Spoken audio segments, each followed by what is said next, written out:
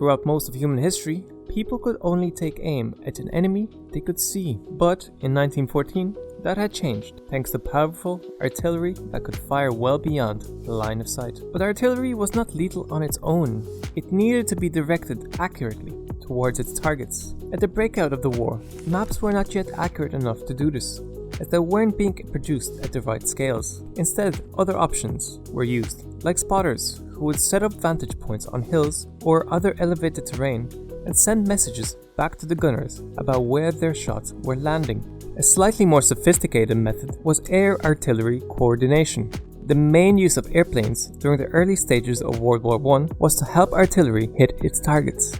Airplanes would circle around or dive into areas that needed to be shelled. They would even signal to the gunners, letting them know if the shots needed to be adjusted to the left or the right.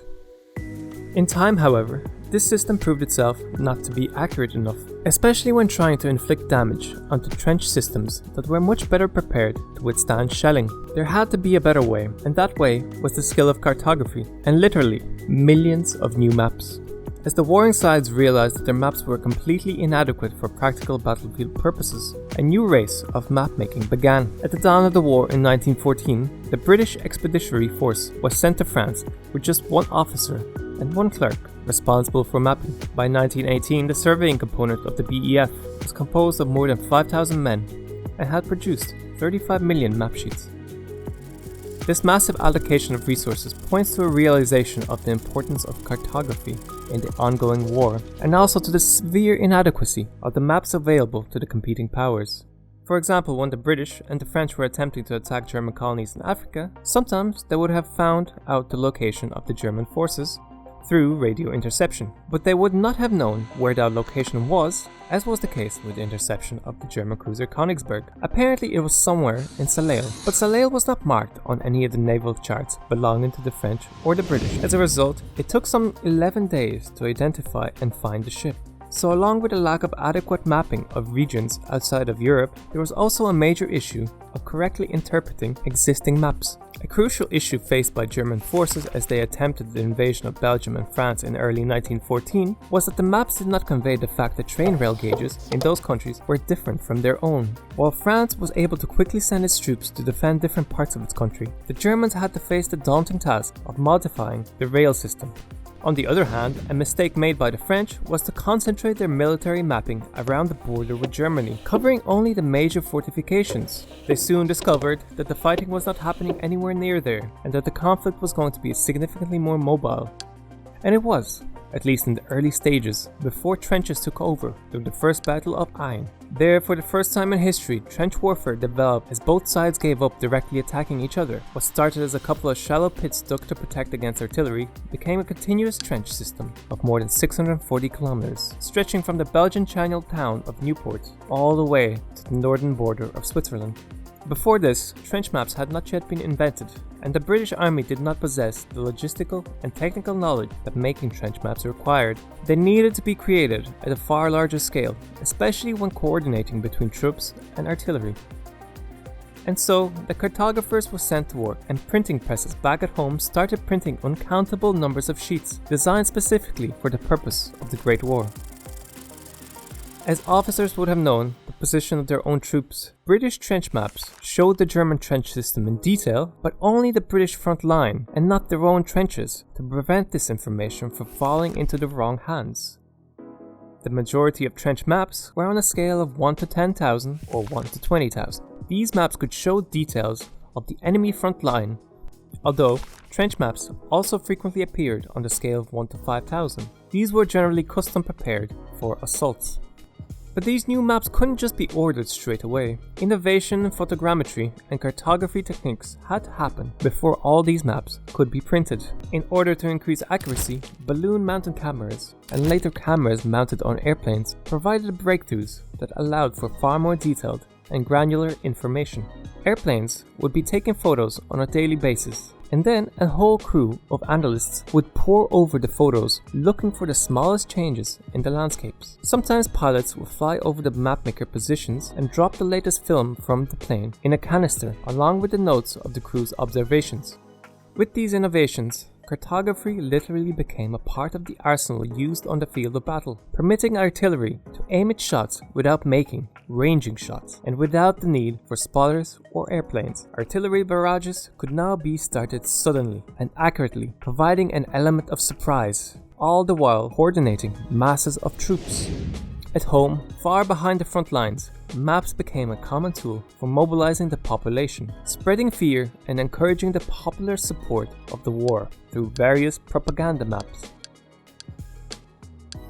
One famous example created in France was this map called "Warfare is Prussia's National Industry." In this amazing map, an octopus wearing the traditional Prussian spiked helmet represents Germany and its steady expansion over neighboring lands.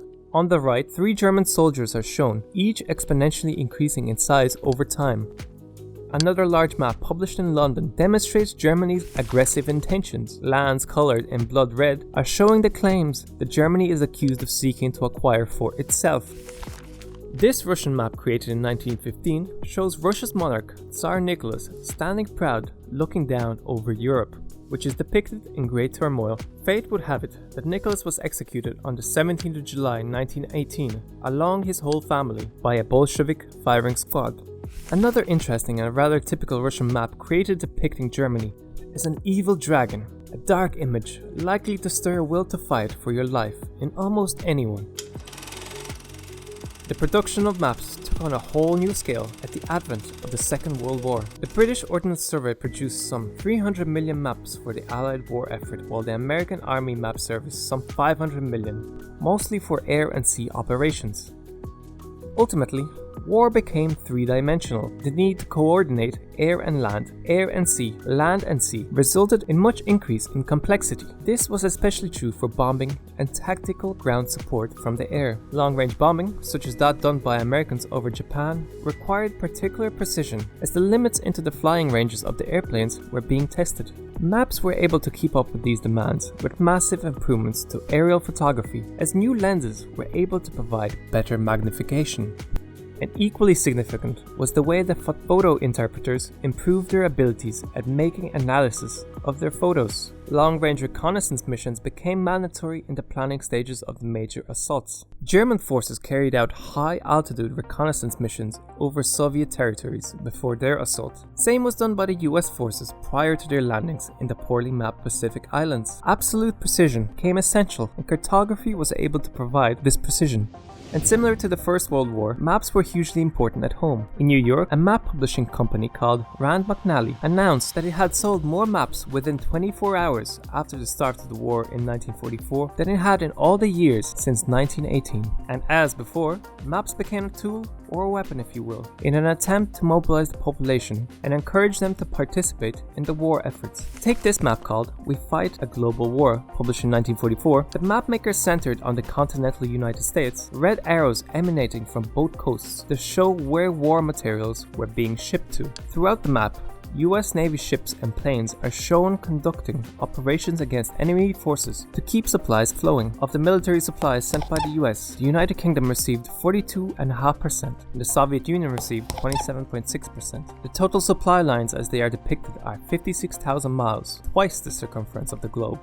War inspiration was a common theme. Here you can see the famous Admiral Chester Nimitz pointing at a very clear target, encouraging people to mobilize.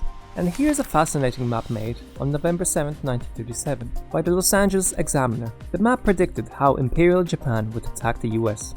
It correctly assumed the first objective would be to capture Hawaii to take control of Pearl Harbor, and afterwards Japan would follow up the assault with a two-pronged naval and aerial strike to Los Angeles and San Francisco.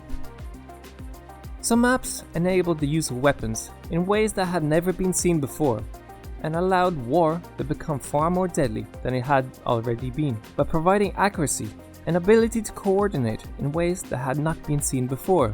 Not to mention, the maps could be utilized in order to mobilize the home populations. Hey, thanks for watching, and if you made it this far, then please subscribe and help me make it. History, maps, geography, culture, I covered it all. Now guess where this is, and I'll see you in the next video. Geoperspective out.